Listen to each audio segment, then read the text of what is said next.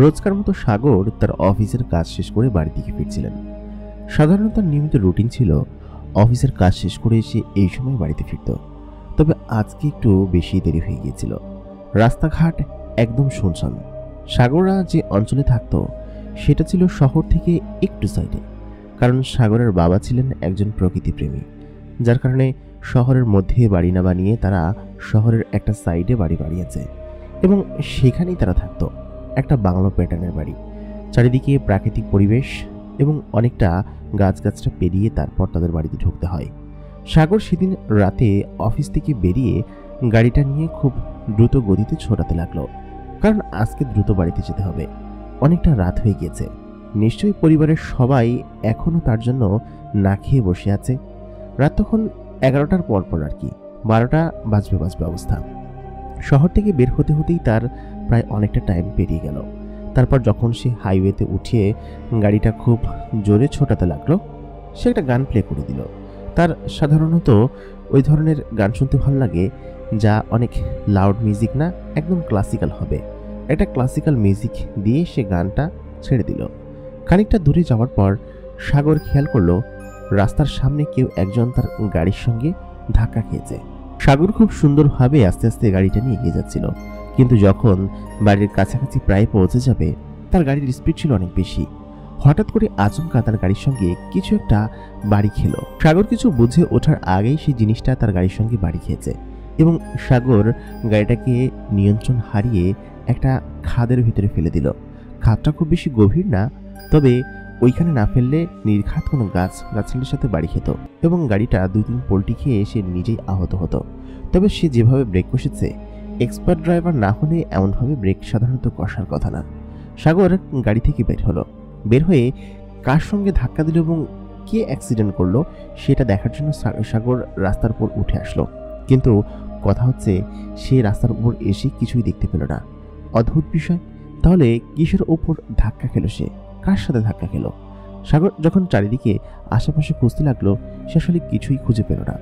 তারপর অনেকক্ষণ খোঁজাখুঁজি করার পরে সে তার গাড়ির কাছে গেল। গাড়িটা স্টার্ট নেবারই নাম নিচ্ছিল না। কি করবে কিছুই বুঝতে পারছে না। এমতো অবস্থায় এরকম একটা জায়গায় কোনো মিস্ত্রি তো পাওয়া যাবে না। তার বাবার উপর রাগ হতে লাগলো যে এরকম একটা জঙ্গল টাইপের জায়গায় কেন বাড়ি বানাতে হবে, আশেপাশে কোনো মানুষজন নেই। গাড়ি থেকে বেরিয়ে সাগর 2 কদম সামনে যেতেই দেখল কি যে মাটির ওপরে একটুখানি নিচের দিকে ঢিপির মতো জায়গায় একটা অসম্ভব রূপবতী সুন্দরী মেয়ে শুয়ে আছে। সাগরের চোখ ছানাবড়া হয়ে গেল। এরকম একটা জায়গায় এরকম একটা মেয়ে আসলো কোত্থেকে? সাগর যেন সেই মেয়েটার থেকে চোখই সরাতে পারছে না। সাগর দৌড়ে সে মেয়েটার কাছাকাছি গেল, দেখলো কিছু অজ্ঞান হয়ে পড়ে আছে, কিছুই বুঝতে পারছে না। সাগর মেয়েটাকে ডাক দিল, কিন্তু সে ডাকে সাড়া দিচ্ছিল না। খানিকক্ষণ বাদে দেখলো কি যে মেয়েটি চোখ খুলে সাগরের দিকে ড্যাপ ড্যাপ করে তাকিয়ে আছে। তারপর সাগর তাকে জিজ্ঞেস করলো, এই যে শুনছেন, আপনি কে এবং আপনি এইখানে শুয়ে আছেন কিসের জন্য? মেয়েটিকে দেখে মনে হচ্ছে বেশ বড়লোক ঘরের মেয়ে, কারণ তার পরনে ছিল বেশ দামি একটা পোশাক এবং মেয়েটাকে দেখতে এত মিষ্টি যে কোনো ছোট লোক বা গরিবের ঘরের মেয়ে তো এরকম হওয়ার কথা না, নিশ্চয়ই অনেক বড়লোক ঘরের মেয়ে। সাগর আবার তাকে ডাকতে লাগলো, বলল কি যে এই যে শুনছেন আপনি। তখন মেয়েটি উঠে বসে সাগরের দিকে এক দৃষ্টিতে তাকিয়ে আছে। সাগর কিছুই বুঝতে পারছে না। সাগর মনে মনে ভাবছে, এই মেয়েটিকে সে চাপা দেয়নি তো, বা এই মেয়েটি ধাক্কা খায়নি তো, কিন্তু তার গায়ে তো কোনো প্রকার চোটের নিশান দেখছি না। নিশ্চয়ই শরীরের ভিতরে কোনো চোটের নিশান আছে, কারণ মেয়েটি যে জামা পরেছে সেগুলো ফুল হাতা জামা এবং তার শুধুমাত্র চেহারার উপরের অংশটুকু দেখা যাচ্ছে। একটা অন্য ধরনের ঝুমকা টাইপের জামা, বেশ দামি মনে হচ্ছে, ওপরে খুব সুন্দর কারুকার্য করা আছে। নিশ্চয়ই কোনো হাত পা ভেঙে গিয়েছে এরকম ধরনের অবস্থা। আমি তাকে বললাম, আপনি উঠে দাঁড়ান। মেয়েটা উঠে দাঁড়াতে গিয়ে খানিকটা কাত হয়ে আবার পড়ে যেতে লাগলো। তারপর আমাকে শক্ত করে ধরে ফেললো। আমি তখন বুঝতে পারলাম যে এই মেয়েটাকে নিশ্চয়ই সে গাড়ি দিয়ে উড়িয়ে দিয়েছে। সে কিছুই বুঝতে পারছে না, এমনভাবে তাকিয়ে আছে যেন ভাজা মাছটা উল্টে খেতে জানে না। সাগর আবার জিজ্ঞেস করলো, আপনি কে বলুন তো? মেয়েটি তখন বলল, আপনি আমাকে আপনার গাড়ি দিয়ে ধাক্কা দিলেন কিসের জন্য? সেজন্যই তো আমি এখানে আহত হয়ে পড়েছি। আপনি এমনটা কেন করলেন? তখন সাগর বলল, আমার ভুল হয়েছে, আমি আসলে দেখতে পাইনি, অনেক রাত হয়েছে তো, আমি খুব দ্রুত গতিতে বাড়ি থেকে যাচ্ছিলাম। তবে আপনার বেশি কিছু হয়নি তো? মেয়েটি তখন বলল, আমার বেশি কিছু হলে কি বুঝি আপনি খুশি হতেন? মেয়েটির এরকম চ্যাটাং চ্যাটাং কথা হঠাৎ করে সাগর শুনিয়ে অবাক হচ্ছিল। তারপর মেয়েটিকে বলল, আচ্ছা ঠিক আছে, আপনি এক কাজ করুন, চলুন আপনার বাসা কোথায় আমি আপনাকে নামিয়ে দিয়ে আসি, অথবা চলুন হাসপাতালে যাই, আপনার কি অবস্থা সেটা দেখতে হবে। মেয়েটি তখন জিজ্ঞেস করলো, হসপিটালে যেতে হবে না, আপনি এক কাজ করুন, আপনি আজকে আমাকে আপনার বাড়িতে নিয়ে যান এবং সেখানে একটা রাত থাকতে দিন। আমি তখন বললাম, এটা আবার কি বলছেন? আপনাদের বাড়ি আমাদের বাড়িতে নিয়ে যাব মানে? আপনার বাসা কোথায় সেটা বলুন, আমি আপনাকে সেখানে নামিয়ে দিয়ে আসছি। মেয়েটি তখন বলল, আমার যাবার আপাতত কোথাও জায়গা নেই, আপনার বাসায় যদি আপনি আশ্রয় দেন তাহলে দেন, না হলে আমি এখানে বসে থাকি। মেয়েটি আমাকে এমনভাবে দোটানায় ফেললো, আসলে কিছুই বুঝতে পারছিলাম না। এরকম সুন্দরী একটা মেয়ে, সে হঠাৎ করে আমার কাছে আশ্রয় যাবে কিসের জন্য? তখন আমি তাকে জিজ্ঞেস করলাম যে, আপনি নিশ্চয়ই ঘর থেকে বেরিয়ে এসেছেন রাগবাগ করে, তাই না? কিংবা না না থাক, সেটা না বলি। মেয়েটি তখন বললো, কিংবা আবার কি বলুন, তাহলে কি বিয়ের আসর থেকে পালিয়ে এসেছেন নাকি বয়ফ্রেন্ডের সাথে? মেয়েটি তখন বলল, সেটা আবার কি হয়? আমি তখন বললাম, বয়ফ্রেন্ড কি সেটা জানেন না? মেয়েটি জানালো, না সেটা জানি না, তবে আপনি আপনার সঙ্গে আপনার বাড়িতে নিয়ে যাবেন কিনা সেটা বলুন। কারণ হচ্ছে এখন আপাতত আমার যাবার কোনো জায়গা নেই, আর আপনি যেহেতু আমাকে চাপা দিয়েছেন সেহেতু আপনার সঙ্গে নিয়ে যান, আমি কথা দিচ্ছি 2 দিন থেকে তারপর চলে যাব। আমি বললাম, ভীষণ বিপদে, কারণ হচ্ছে মেয়েটি আমার বাড়িতে গেলে তো সমস্যা না, সমস্যা হচ্ছে আমার বাড়িতে সকলে আছে, এই মুহূর্তে যদি সবাই দেখে ফেলে যে আমি একটা মেয়ে নিয়ে বাড়িতে এসেছি তাহলে নির্ঘাত কেলেঙ্কারি করবে। তার উপর দেখা যাচ্ছে মেয়েটাকে বউয়ের সাজে, কারণ অনেক ভালো ভালো ঘরের মেয়েরা এরকম করে বিয়ের দিন বউ সাজে এবং খুবই সিম্পলভাবে। তো সেইটা দেখে আমার নিজের কাছেই কেমন যেন লাগছিল। একটা সিমসাম সুন্দর লেহেঙ্গা পরা, মানে দেখতে তাকে অদ্ভুত লাগছে। আমি সেখানে বেশ কিছুক্ষণ বসে রইলাম। পরে ভাবলাম যে তাকে বাড়িতে নিয়ে যাওয়া উচিত, কারণ হচ্ছে এখন যদি তাকে রাস্তার মধ্যে এরকম ফেলে যায় তাহলে নির্ঘাত কোনো সমস্যায় পড়বো। তাছাড়া একা এরকম একটা সুন্দরী মেয়েকে রাস্তায় এরকমভাবে ফেলে যাব, যদি কোনো খারাপ মানুষের পাল্লায় পড়ে তখন তখন কি হবে? আমি বললাম, আচ্ছা ঠিক আছে, আপনি একটু রাস্তার উপরে গিয়ে দাঁড়ান, আপনি কি বসতে পারবেন? মেয়েটি তখন বলল, হ্যাঁ বসতে পারবো, কিন্তু দাঁড়াতে পারছি না। তারপর সে আমাকে বলল আমার হাতটা যেন তার দিকে বাড়াই, এবং সে আমার কাঁধের উপর ভর করে আস্তে আস্তে ঘোরাতে ঘোরাতে এগাতে লাগলো। এরকম অবস্থাতে তাকে এখানে ফেলেও রাখা যায় না।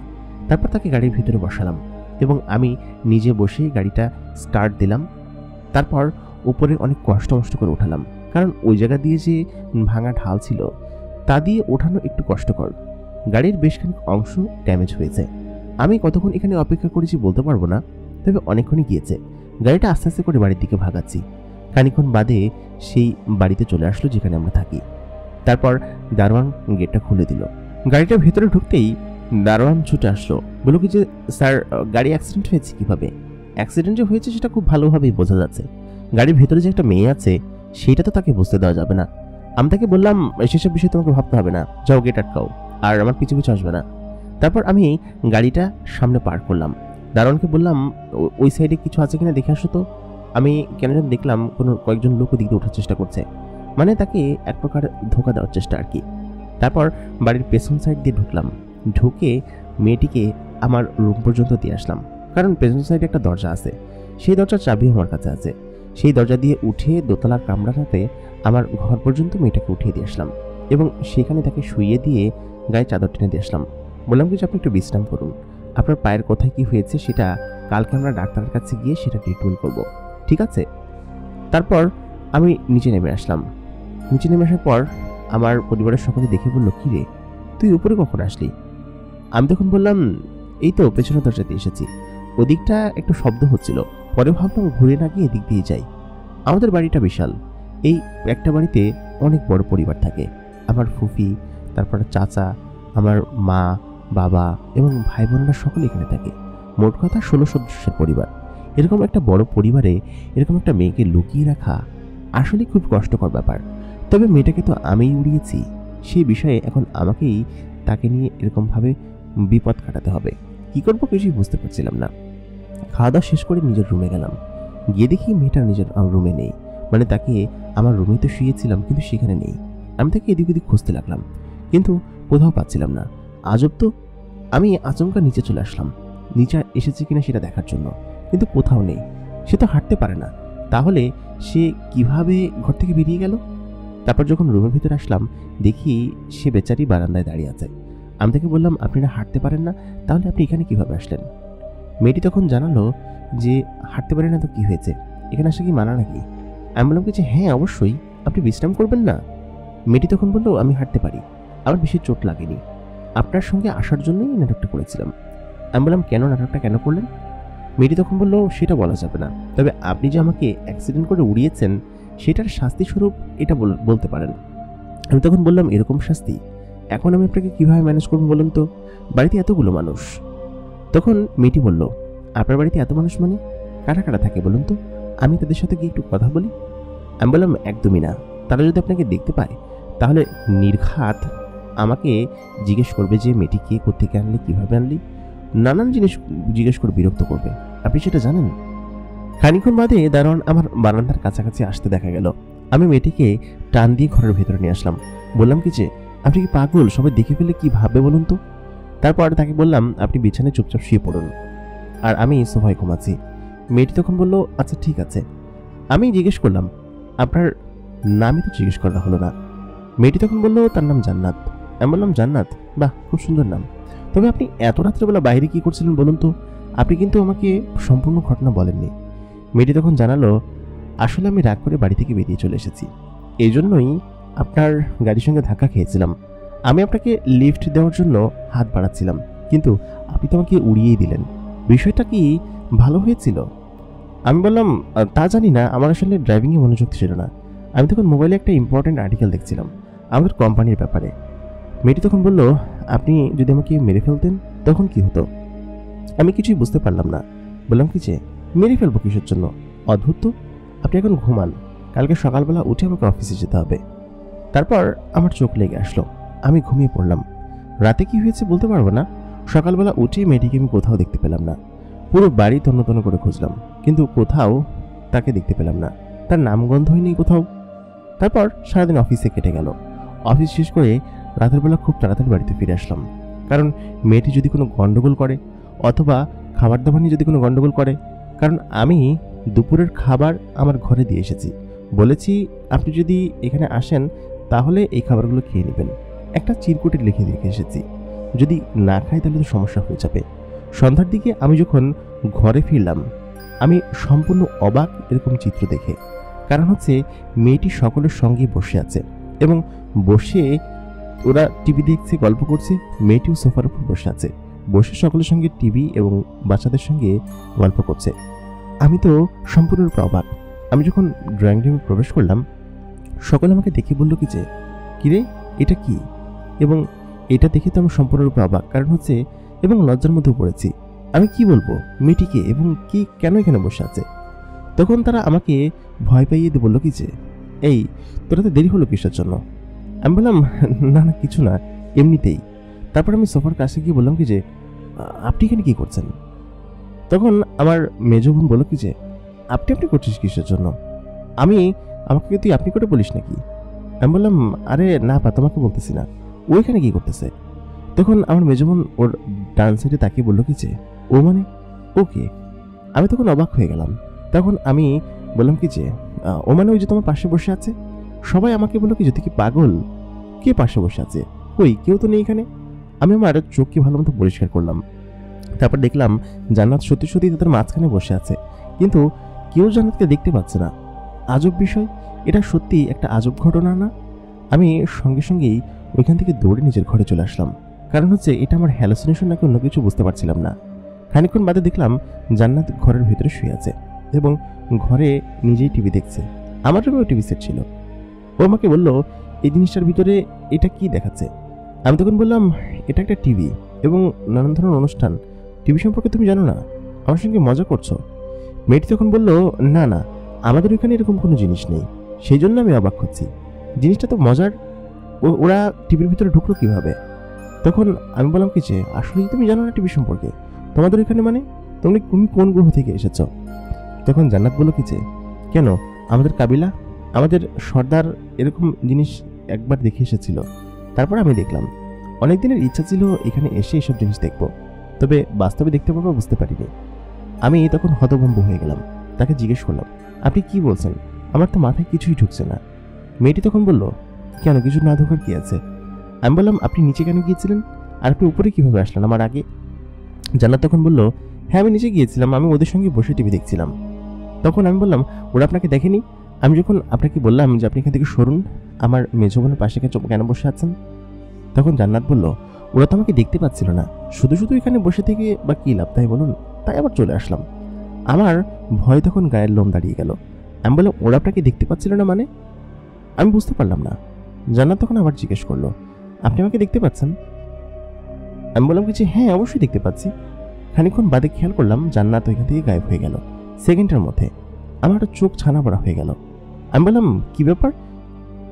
কিছুক্ষণের মধ্যেই সে আবার ফেরত আসলো। ফেরত এসে বলল, এটা আমাদের বিশেষ ক্ষমতা, আমরা চাইলে যে কোনো সময় গায়েব হয়ে যেতে পারি এবং যে কাউকে দেখা দিতে পারি। আমি শুধুমাত্র এই বাড়িতে আপনাকেই দেখা দিচ্ছি, এই কারণে আপনি দেখতে পাচ্ছেন। আপনি তো আমার কথা কালকে শুনলেনই না। আপনি যদি সদর দরজা দিয়ে ঢুকতেন তাও আমাকে কেউ দেখতে পেত না।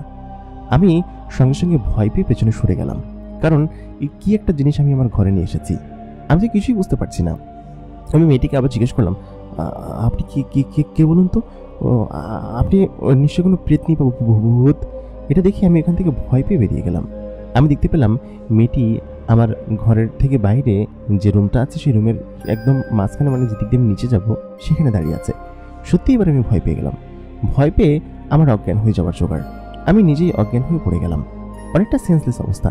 মেয়েটি আমাকে ধরে বিছানার উপর বসানোর পর সে আমাকে বলল কি যে, ভয় পেলেন কিসের জন্য? আমি কি আপনাকে ভয় দেখানোর জন্য কিছু করেছি, বা আমার চেহারা কি দেখতে পেতনির মতো? আমি তখন বললাম, না একদমই না, পেতনির মতো হবে কিসের জন্য? তবে আপনি কে বলুন তো? আমি কিন্তু কিছু বুঝতে পারছি না। আপনি কিন্তু এখান থেকে চলে যান, নাহলে কিন্তু আমি চিৎকার করব।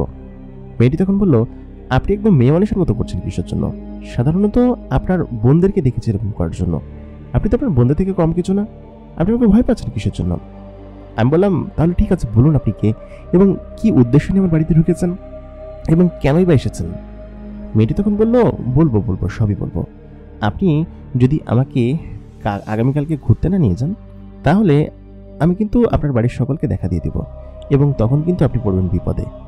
তারপর আমি বললাম, আচ্ছা ঠিক আছে, কিন্তু আপনি আমার উপর কেন এরকমভাবে তেড়েছেন?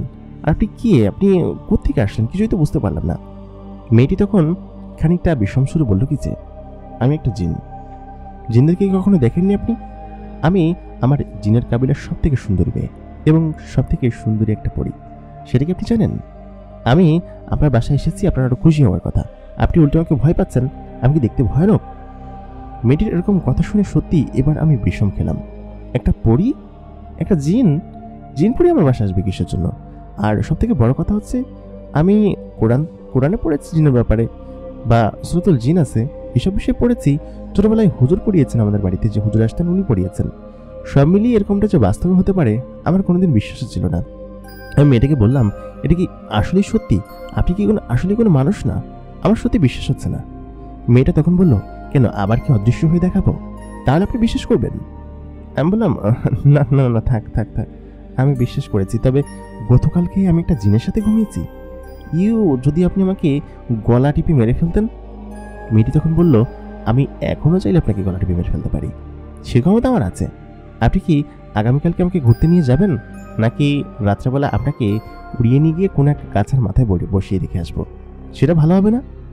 তারপর আমি বললাম, না না না না, ঠিক আছে, কিন্তু কালকে যে আমার অফিসে আছে, আপনি দুপুরের পরে আসেন, লাঞ্চ আওয়ার পরে। অফিসে সকালবেলা কাজ না হলে কালকে একটা মিটিং আছে, নাহলে কি বাবা একদম আমাকে মেরেই ফেলবে। আমাদের মাল্টি ন্যাশনাল কোম্পানি, এই কোম্পানির খুব বড়। এই কথা বলার সঙ্গে সঙ্গে মেয়েটি আমাকে বললো, আপনাকে কিন্তু সত্যি এবার তুলে। সঙ্গে সঙ্গে সে আমার কাছে আসলো। কাছে আসার খানিকটা দূর থেকেই সে আমাকে আকাশে তুলে ফেললো। বললো কি যে, এখান থেকে যদি ফেলে দিই তাহলে কি ভালো হবে? আমি বললাম, না না, বিষয়টা ভালো হবে না। আচ্ছা ঠিক আছে, কালকে দেখি আমি কোনো ব্যবস্থা করা যায় কিনা, আমাকে নামান, ভয় পাচ্ছি আমি। তারপর মেয়েটি তার হাত দিয়ে আমাকে নিচে নামিয়ে দিল। বললো কি যে, আচ্ছা ঠিক আছে, আপনি যেহেতু বলেছেন তাহলে আপনি নিয়ে যাবেন, কালকে আপনার সঙ্গে আপনার অফিসে যাবো, ঠিক আছে? আমি ওই সময় ওরকম অবস্থায় সারা রাত আমার তেমন ঘুম হলো না।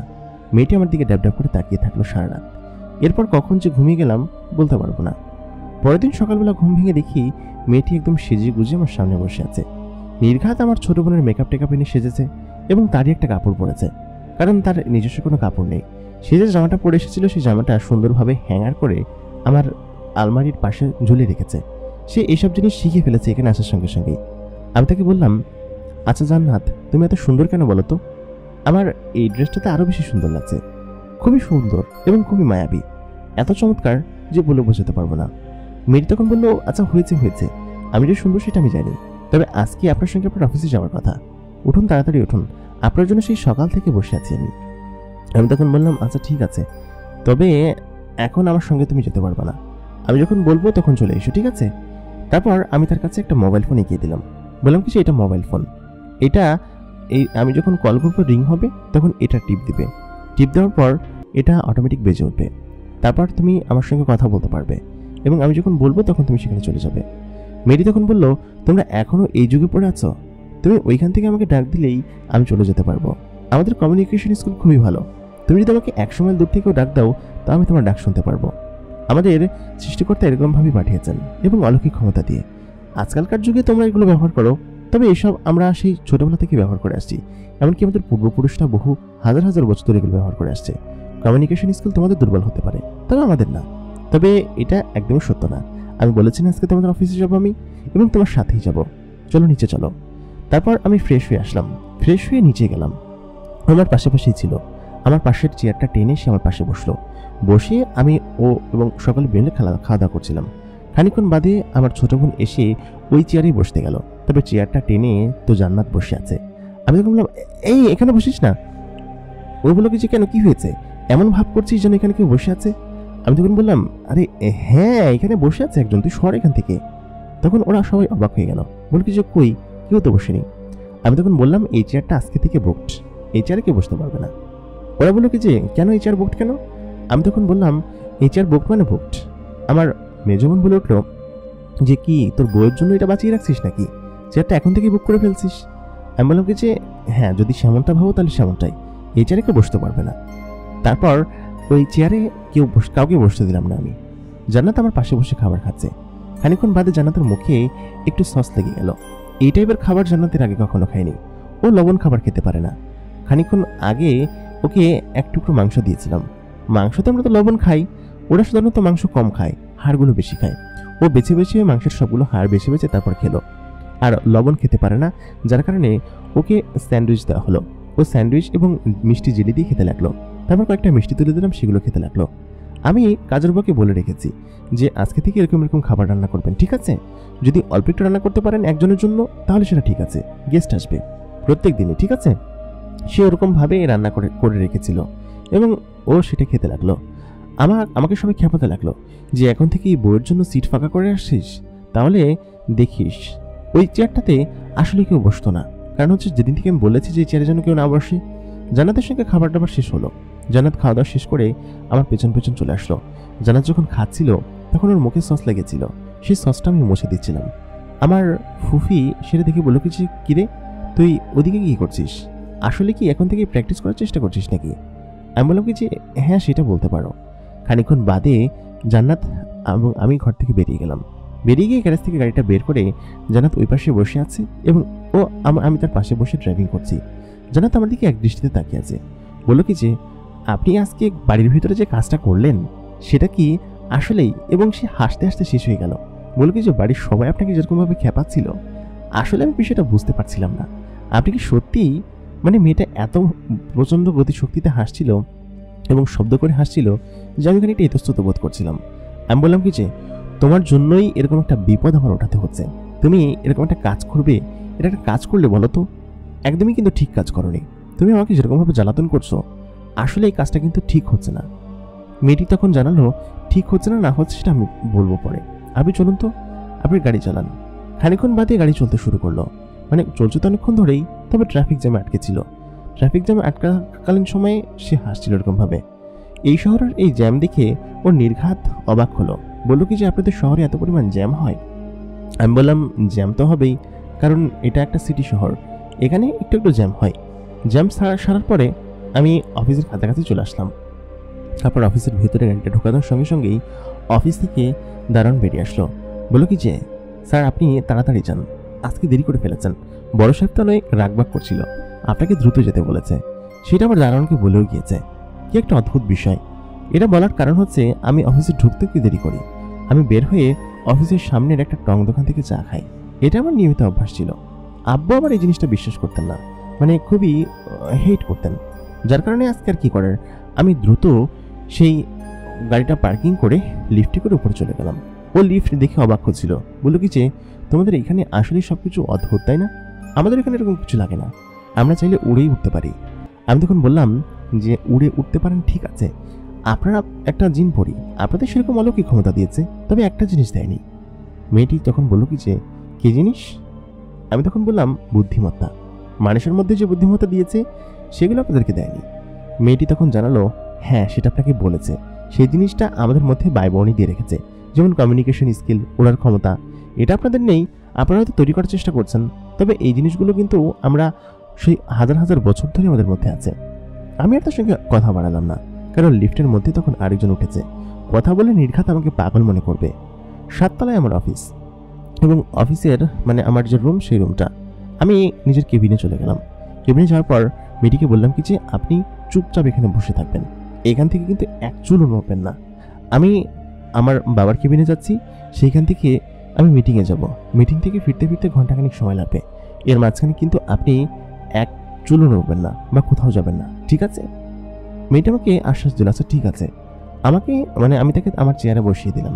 বসিয়ে দেওয়ার পরে তারপর আমি মিটিংয়ে চলে গেলাম। মিটিং করছিলাম, এর মাঝখানে আমি খেয়াল করলাম সে রুমের ভিতরে মানে জানলা খুলে দরজা খুলে রুমের ভিতরে ঢুকে গিয়েছে, যে রুমটাতে আমি মিটিং করছিলাম।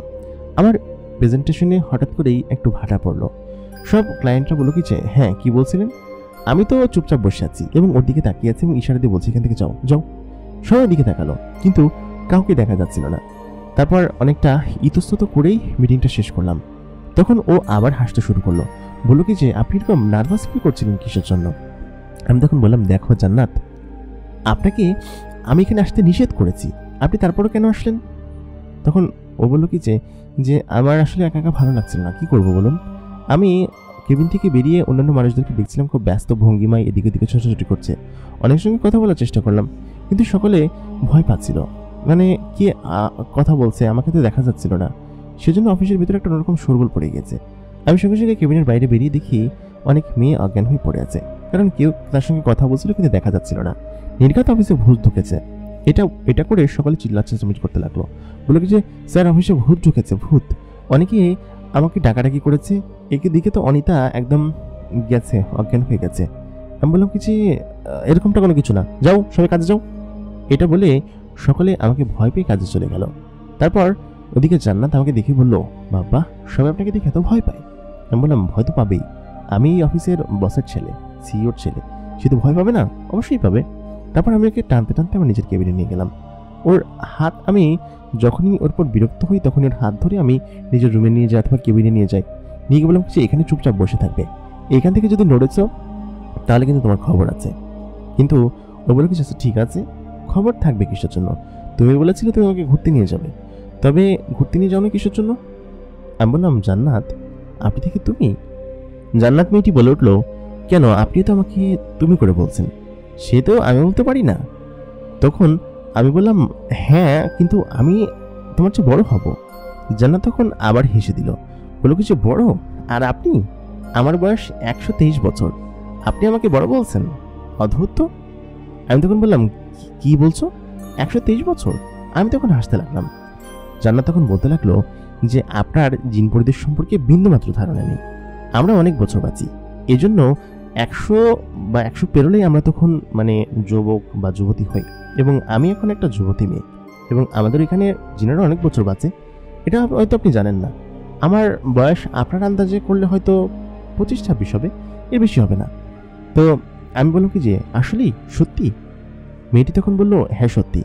আমি অফিস থেকে বেরিয়ে গেলাম। এর পরের যে ক্লায়েন্ট মিটিং ছিল সেটা আমি আমার এক এমপ্লয়ি যেখানে খুবই ভালো এগুলো করতে পারে ওকে আমি বুঝিয়ে দিয়ে তারপর আমি চলে গেলাম, ওকে নিয়ে বেরিয়ে গেলাম। বেরিয়ে আমি যখন গাড়িতে চলছিলাম ও বললো কি আমাকে কোথায় নিয়ে যাবে?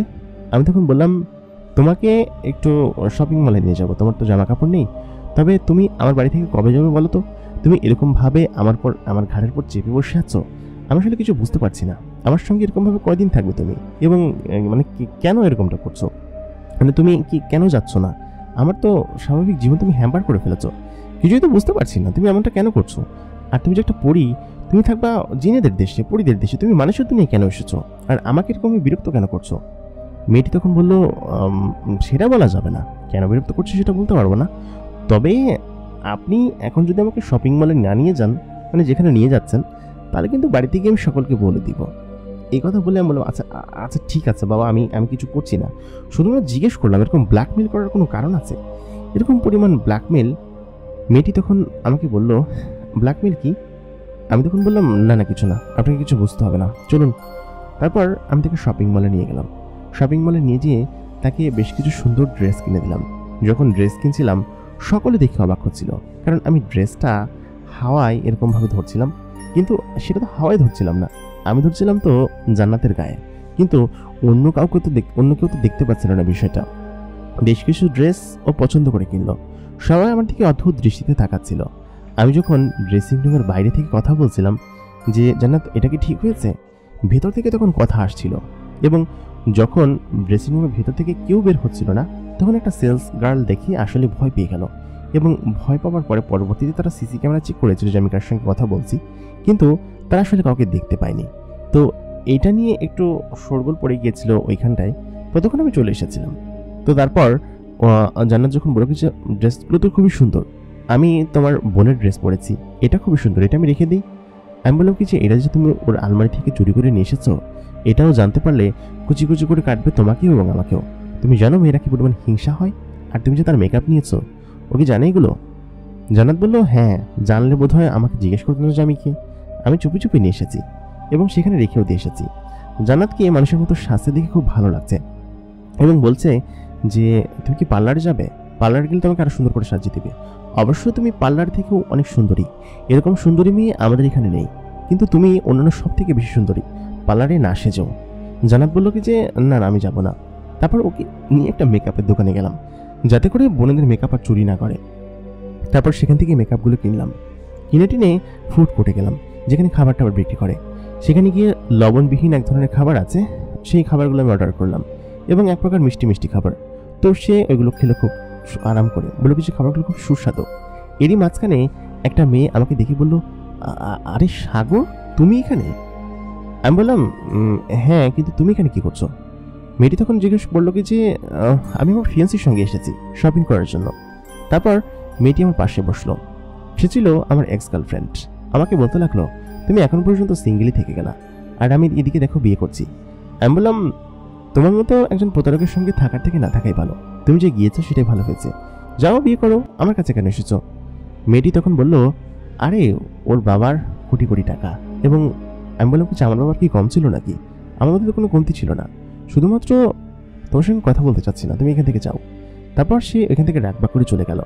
মেয়েটি আমাকে জিজ্ঞেস করলো, এই মেয়েটিকে? আমি তখন বললাম, আরে আমার এক্স, মাথা খেতে সেখানে এসেছে, এত পরিমাণ টর্চার করতো। তখন জানাত বলল কিছু, এক্স মানে? আমি বললাম, আমার প্রাক্তন প্রেমিকা, যার সঙ্গে আমি প্রেম করতাম। এই কথা বলার পর সে হেসে দিল, এরকম একটা গবেট মার্কেট মতো দেখতে মেয়ে তোমার প্রাক্তন ছিল? ও তখন হাসতে শুরু করলো। আমি তখন বললাম, হাসো হাসো। আমি ওকে ছেড়ে দিয়েছি, বিরক্ত করে মাথা খেতে একদম। তারপর ও খেতে খেতে একদম হাসতে হাসতে গড়িয়ে যাচ্ছিল। আমি যে হাওয়ায় কারোর সঙ্গে কথা বলছিলাম এটা দেখিয়ে আশেপাশে সবাই তাকাচ্ছিল। আমি বললাম, জান্নাত সবাই তাকাচ্ছে, আমাকে দেখে পাগল ভাববে, এমনটা কেন করছো বলো তো? খানিকক্ষণ চুপ থাকতে পারো না? তুমি একদম পাগলের মতো আচরণ করছো সবসময়, একটু চুপচাপ বসো। তারপর জান্নাত বলো কি, চাচা ঠিক আছে আমি চুপচাপ বসছি, তবে আপনি এরকমভাবে সবসময় আমাকে বকাঝকা করেন কিসের জন্য? আমি বললাম, বকাঝকা করার বিশেষ কারণ আছে। এরকম সারাদিন ঘুরতে ঘুরতে সন্ধ্যা হয়ে গেল। সন্ধ্যার দিকে আমি এবং জান্নাত গাড়িতে করে বাড়ির দিকে ফিরছিলাম। জান্নাত অনেকটা ঘুমিয়ে পড়েছে, তাকে দেখতে এত মায়াবী লাগছে যে বলে বোঝানো সম্ভব না। আমি তার দিকে এক দৃষ্টিতে তাকিয়ে আছি। কোনো মানুষ এত মায়াবী হতে পারে? আসলে তো সে কোনো মানুষ না, সে তো একটা জিন এবং পরী। আমি ছোটবেলায় শুনেছি যে পরীরা দেখতে অনেক সুন্দরী হয়, কিন্তু এটা বাস্তবে যে দেখতে পাবো সেটা কোনোদিন ভাবতে পারিনি। সত্যি জান্নাত মেয়েটা সারাদিন আমাকে এত জ্বালায়, যখন জ্বালায় তখন মনে হয় কি যে যদি ওকে কোথাও ফেলে আসতে পারতাম। কিন্তু এখন কি নির্দ্বিধায় কি চোখ অপলকে ঘুমাচ্ছে। মেয়েটা এত সুন্দর, এত মায়াবী কিসের জন্য? প্রিয় দর্শক, এই গল্পের দ্বিতীয় পর্বে কি হয়েছে জানতে হলে আমাদের সঙ্গে থাকুন। দ্বিতীয় পর্বে অবশ্যই আরও চমৎকার জিনিস হবে, যেগুলো আপনাদেরকে আর আকর্ষণ করবে। এতক্ষণ কণ্ঠে আমি আর যে ইমরান আপনাদের সঙ্গে ছিলাম। গল্পটি আপনাদের কাছে কেমন লাগছে আমাদেরকে কমেন্ট করে জানাতে ভুলবেন না। দেখা হবে পরবর্তী এপিসোডে। আপনি যদি আপনার জীবনের ঘটনা পাঠাতে চান আমাদেরকে ইমেল করতে পারেন।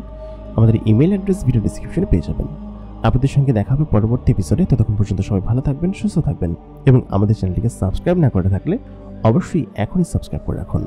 ধন্যবাদ সবাইকে।